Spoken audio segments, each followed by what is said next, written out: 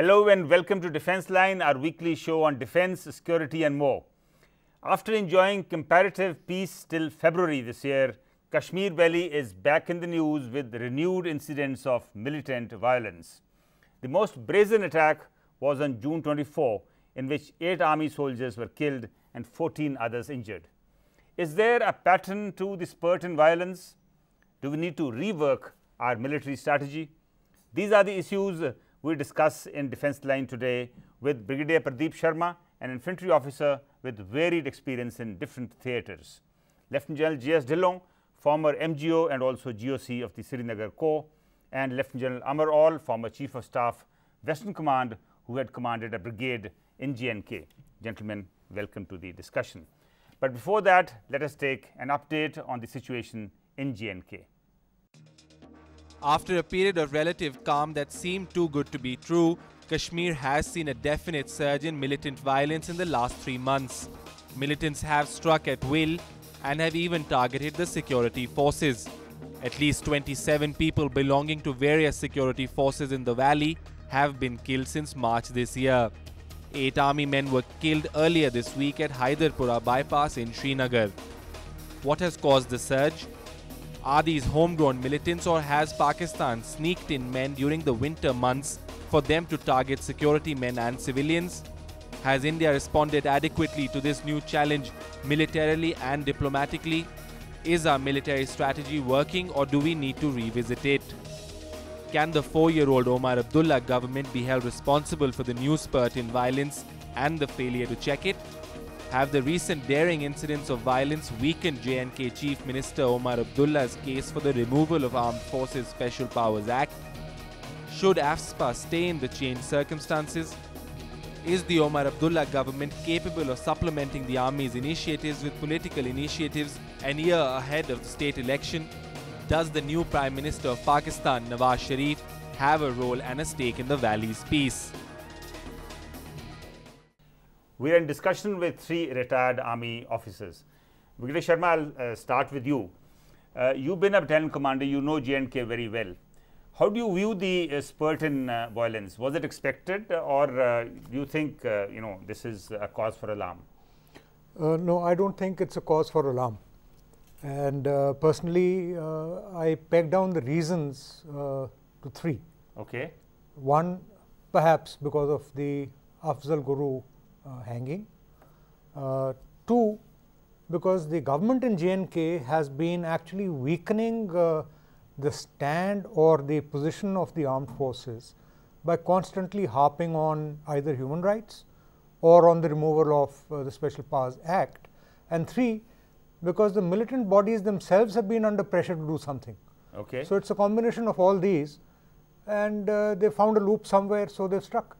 But there is a feeling that maybe a lot of militants managed to infiltrate in the winter months, and now they may be active. You get that feeling? That has generally been the pattern. Because in the winter they are not so active. In summers they try and make up for the loss. Because senior army officers have been saying that a lot of them were waiting to be launched this side. Winters make operations by either side difficult. But the armed forces are better armed and equipped, so they can still continue their domination. But if there is a militant who indulges in mischief and tries to run away, in snowbound areas especially, he leaves a very hot trail. Right. Now, when you were posted in J&K, was the situation much more hot then than it is now? Yes, I would say it was. This is the 90s were definitely more hot than of late, and the mere factor that J&K has seen a very good resurgence of tourism itself is indicative of the fact that things are better. Right. General Dhillon, you've been in the hot seat in Srinagar, you commanded a corps there. Do you see a pattern in the violence? Why do you think, for example, Srinagar is being targeted? Srinagar has always been a hot spot right through, because any incident in Srinagar comes into the eye all over, gets a lot of publicity. So there is nothing new that Srinagar is getting more incidents and so on. It is to get highlight the incident, that is where it happens. And then the incident which took place few days ago, right. I agree with, we shouldn't take, first we should not take that incident too seriously. When I looked at the video which the TV had shown, right. my disappointment was not that why this incident has taken place, my disappointment was that the actions which I saw being taken by the security forces, by the army, by the police were poor. So, I think we do get into that mood of relaxation, not following the drills, not being active, and then suffering. Otherwise, 8 casualties, 14 wounded is ridiculous. So, that is what we should be looking at it. Has our efficiency gone down? It is not that militancy has gone up. You know, earlier the northern parts of Kashmir were targeted more, but now I think the whole focus appears to be South Kashmir. Why do you think that would be happening? South Kashmir and Anantnag areas around was always active. In fact, politically, that area is much more sensitive than the northern Kashmir. Okay. Northern Kashmir is active because most of the infiltration comes through different passes through that area. And Anantnag and around that area, they get access to go to 16 Corps, they get access to come to Srinagar, and as politically that area is more active, always active. And if you take even the hold of the political parties, there northern sector is with the NC, right. National Conference. Anantnag is with PDP. So, with the result, there is always a conflict between these two parties and incidents are taking place. But as I said earlier, northern part is active because all the infiltration, exfiltration maximum takes place from there. Anantnag being PDP stronghold and politically more active, incidents take place because these people get refuge and all the help from the politicians of that area. But who do you think is responsible for this incident? I think Hizbul Mujahideen, I think they claimed responsibility, but a lot of people feel that it is the Lashkar-e-Taiba which is actually responsible. It is, this was expected, there is nothing. Okay. It was known that when the Prime Minister or any high flown event takes place, there is the effort by the militants to create a situation where it is highlighted that we are still there, please do not ignore us. You are talking of peace, you are talking of everything else, but we are there. But let us not forget, this is not the isolated incident. In fact, the incident started happening from March onwards. Yeah. Maybe they are in retaliation to Afzal Guru's hanging. No, as what he said is right, but if you go through the history of militancy, incidents do pick up from end of March, April till September, October, because that is the time the militants become more active, snow has melted, they are moving around and so on. But if you go through the number of incidents this year from March to today, they are much less than last year. But this is a pattern that from end March, early April to till about September, October, the incidents will keep on increasing slowly, and they will go down only in winter. But I think since March we lost almost as many as about 27 or 28 security men, now which is a high number, no? No, it is a high number. Question is why have we lost it? According to me, what he said is right. In 90s, that militancy was at peak, right? We didn't lose so many bodies. People were careful, their drills were good. Now, possibly, I think we are taking it for granted. The peace is prevailed, situation is good. Complacency has set in, and that needs to be looked into. I don't give any credit to the militants. I give discredit to my own troops that they are not performing the way they should be. You know, there is something else which I thought I'd share, and I hope my schoolmate and the Chief Minister of J&K is listening in. Okay. The moment you start trying to roll back security forces, a chap like me, if I am the commanding officer or even a company commander, I am going to tell my chaps, listen, I want no cases of human rights, and this damn fellow wants to remove Armed Forces Special Powers Act, let him look after his state, I want no nonsense, I don't want successes, take it easy. So it has a hell of a cascading effect. We'll just come back to the Armed Forces Special Powers Act. Let me get General All into the discussion. General All, what is your take on the spurt in the violence? Is it just a cycle which keeps getting repeated, or there is more to it? Well, like General Dhillon has mentioned, it's a cycle that gets repeated because from the month of March to September is the time when militants are active. But if you have a look at the infiltration that has taken place as far as the militants are concerned, and you work out the statistics over the years, it's far, far less. And they are not coming in droves like they used to, 15, 20, 25 people. They are coming stealthily in 3 to 4 groups of 3 to 4. Okay. And why are they coming in groups to 3 to 4? Like General Dillon mentioned that yes, they want publicity. The PM had gone there. They want, yes, we are there. Agreed. But what is their main aim behind this? The main aim is to get in their weapon systems, get in more infiltrators slowly and stealthily, and lie low in the valley. Why? Because next year is the elections, and and next year is going to be the crucial year as far as militancy is concerned. So next year is going to be the crucial year. But yes. How do you react to what General Dhillon has said, that primarily maybe the army patrolling, the army vigil is becoming very predictable, and somewhere the army is yes, little more relaxed now. I totally agree with General Dillon that the army patrolling, the vigilance has become predictable, and over a period of time when no incidents takes place, complacency tends to set in. And the basic reason why this incident took place was basically complacency on our part. Why should a single vehicle away out of the convoy be moving separately? They are inviting trouble. Now, there is also a lot of criticism that the army should not be getting into welfare measures and things like that.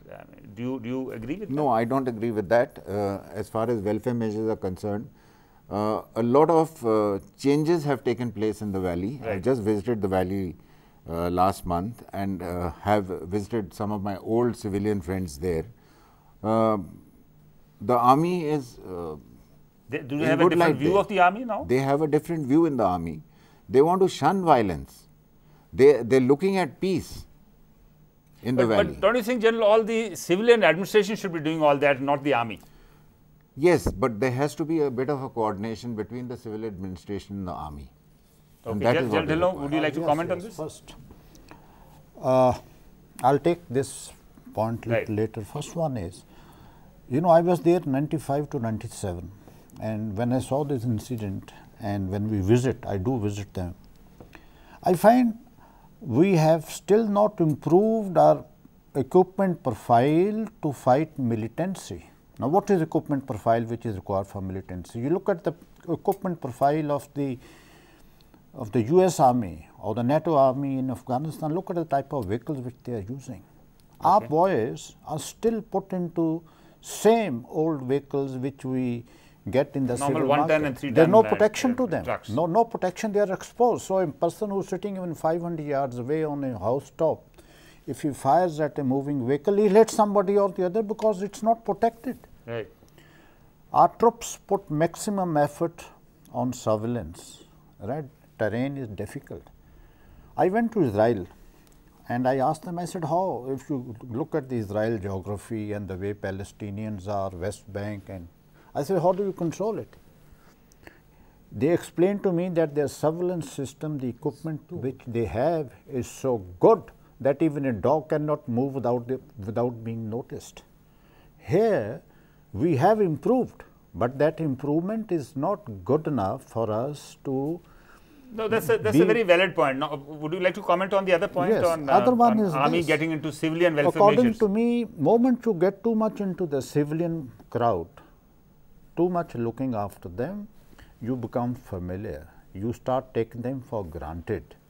They also make use of you, and that's it. Our troops are simpletons, right? They feel, I have done this for this village, I have made a track for him, I have given them a medical help, I put my RMO there to help it, and this man will stand by me. He like to stand by him, but when the militant threat comes, that person, he just closes his eyes, and our boys get, they get involved into it and take it for right that they got done welfare, they will be looked after. Your attentions get diverted. It should never be diverted from your operation role, but do your operation role in a manner that you don't harass civilians. You don't unnecessarily destroy their property, right, houses. I think General like to react to that. Right. Well, I did not mean getting into welfare measures like what General Dhillon has said, what I meant was that we need to have a little more rapport or a closeness with the civilian population and help them, not by helping from our side alone. Right. It has to be a help which they have to help themselves to improve their livelihood. So, primarily Yes. help them help themselves, that is what you are trying to say. I will just come back to you. Now, the other big question is, how much of the militancy in Kashmir is actually homegrown and how much comes from across the border? Who would like to take the question? General Hall? Well, in today's environment, as far as militancy in the valley is concerned, it's more from across the border than homegrown, which was something different in the 90s, in the early 90s. But now it's different. It's only it's more from across the border than rather homegrown, and that is a plus point that our security forces have. The kind of operations that we used to have during those early years of insurgency are no longer there. So this is what the feeling. But I think some of this credit must go to the civilian administration also. Maybe they have prevented further alienation from stepping into the people. It is not only the civil administration, but it is also the J&K police, which has become a little more efficient than what it was earlier. And that has prevented local militancy to rise. Okay. And in fact, I visited the intelligence headquarters a few months back, and I found that they have a large amount of data on this, on local militancy, with the result that local militancy is more or less dying down today. And there is very little support that the outside But that's a good thing. I think we've been able to strengthen our own state police. Yeah. Yes, Brigadier Sharma? The youth are actually focusing far beyond. But I thought at least some youths definitely are looking across the border and looking for weapons from there, no? There will invariably be some elements who would want to look that side because they look at that as easy money. No, but that quantity which was there it's reduced. Has come down. It's much reduced. There will be very few who would look across. Right, Brigadier Sharma, now talking of another issue, in J&K there is a grid system in place, but in view of the recent incidents, do you think that the whole grid system needs to be reworked? The armed forces or the army goes in for a deployment based on threat perception and activities going on in that area. And it's not correct to rejig this too frequently because A, the men need to know the terrain, B, they need to know the people. You would be surprised our posts and the post commanders could recognize each individual in a village. So based on the threat and based on the patterns emerging, there is invariably a rejig being done at the formation level. But that rejig cannot be too frequent, every 6 months or so. Because point taken. General Dhillon, how does the system work? I mean, when you have fresh inputs, do you rework you keep reworking the system? Your basic grid, we generally don't try to disturb it. Okay. But between the basic grid, depending on the frequency of events and the threat perception, the boundaries keep on changing. Let me talk about the most talked about issue, which is withdrawal or repeal of the Armed Forces Special Powers Act. Now, in view of these incidents since March, do we need to put that on the back burner? Well, I think we need to put it on the back burner, and if you have heard the present Army Commander interview on TV a couple of days back, he's very clearly said that we need to have the Armed Forces Special Powers Act to protect our soldiers. But don't you think it can be repealed from certain areas which have been incident free for the last couple of months or couple of years now? Well, we have hotspots in J&K, and those hotspots will remain. There can be some more. Okay. So we are not very sure as to what can happen. I think we should wait at least till the elections are over. Brigadier Sharma, is that the view you also share? See, if the Chief Minister and his government and the people of J&K feel that they have now got back to control the situation and don't need the armed forces, let them prove it. and the proof of the pudding lies in eating it, and therefore there must be peace and tranquility, which would automatically throw up the view. But the point there is that wherever you have peace and tranquility, at least withdraw it from that part of the state. It cannot be, because when you put pressure here, the terrorist is going to move from here to a place where there is peace and tranquility and no AFSPA. Okay? When you withdraw back, he is going to resurface somewhere. And why do you need Armed Forces Special Powers Act? If I am operating there and you tell me, listen, every time you go to search a house or a village, you must have the police and the police guy must do that. General, you share this assumption that if you put pressure in one place, they'll move to another place? The job of the army is to look after the LC. Right. Look after it so well that don't let any infiltration come through. The state government, central government are as responsible as you and me in uniform. If they feel comfortable that population in the rural areas will have more confidence in the civil administration by reducing our powers and so on, we should give a try to it. Maybe in the first phase, remove this, have the forward areas belt of 15-20 kilometers having this particular act. Okay. Right? Okay. In the rear areas, remove it. And if something goes wrong, you are not sitting in heaven or something, you can again move back. After all, they are as good national, Indian national as it can be enforced once again. Again, you can get back. Now, the Indian army is getting a chance to concentrate on their basic tasks, concentrate there, ensure no infiltration, and you are still available. They are not going to run away, isn't it? So, we are not saying that pull out the army. Basically, it's just repealing the act. I am saying that in the border, 15-20 kilometers, have the same restriction as going, because there you got to be very, very active to stop infiltration, to exfiltration and so on. In the rear area, give a chance. Yes, Sharma, just a quick point. Yeah, so what General Dhillon said was actually practiced in Punjab and was in vogue in J&K also. When I was initially deployed in the Uri sector, it was a 7-kilometer or 10-kilometer belt along the LC where there used to be night curfew, right? But once it became violent further in depth areas, the entire area got covered. So yeah, definitely, if you have the border sealed off, right, leave the internals for the police and the state government to take care. General, there is also a fear that once the NATO forces start withdrawing from Afghanistan, which is going to happen next year, Kashmir could actually become the epicenter of the entire militant thrust. How do you think we should prepare for it? We will have problems. We will definitely have problems, because the militancy will spread more, not only into Kashmir, but also into Pakistan, right? And Pakistan, from there it will flow into us as well. So, that is why it is important. Deploy yourself in a manner to close your borders, give them the equipment which is a very good equipment, effective equipment. So, don't let them come in at all. Yeah, don't let them come in, and if they come in, they should not be able to get out. Concentrate on that, and that is going to take place. And if we don't improve our op efficiency, we will be in serious trouble. So, that has to be improved. Right, General, should we worry about the fallout of what happens in Afghanistan, which is definitely, just about a year away? We will definitely have a problem. There will be a possibility of a large number of militants, rather at least the frequency of militants from across the border is likely to increase, and we need to look at that, and we need to stop them before they actually infiltrate into our hinterland. But don't you think with the Prime Minister Nawaz Sharif in the saddle in Pakistan, we need not be that worried? Well, I think we should take it with a pinch of salt. We don't know exactly what can happen.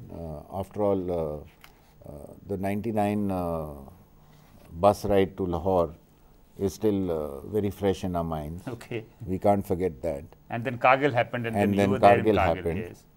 And so, we need to take it with a pinch of salt. We don't know really how powerful Nawaz Sharif would be with the clergy out there, with the and also the army, perhaps, and the army, Pakistan army, and the Pakistan army. All your planning should be based on that Pakistan will continue to interfere. So, strengthen yourself, redeploy your troops, and be prepared for all the eventualities. If they don't, perfect. Right. Since you're running out of time, Brigadier Sharma, the last word from you. 2014, that's when the NATO forces withdraw from Afghanistan. That's when J&K goes to the polls by the end of 2014. So how should we prepare for it? Critical for us. We must plug in the loopholes that the border has already brought out, and we cannot rely on Nawaz Sharif to be Sharif. I do not envy his position. The equipment left behind by the NATO forces and gifted by the US to Pakistan way back also in 89-90 came into J&K through the hands of terrorists. So they are going to have surplus hardware, and they are going to be looking for opportunities. We need to actually tighten up. So you agree that it's going to be a challenging year. 2014 is going to be a challenging year. Definitely, and interesting. Thank you very much for joining us in the discussion. In view of renewed violence in J&K since March this year, there is a need to step up vigil, especially since the state is due to go to polls in 2014. That is all in Defense Line today. Do write your feedback. Good luck and goodbye. खबरों की दुनिया में आइए, हमारे साथ कहीं भी और कभी भी जुड़िए।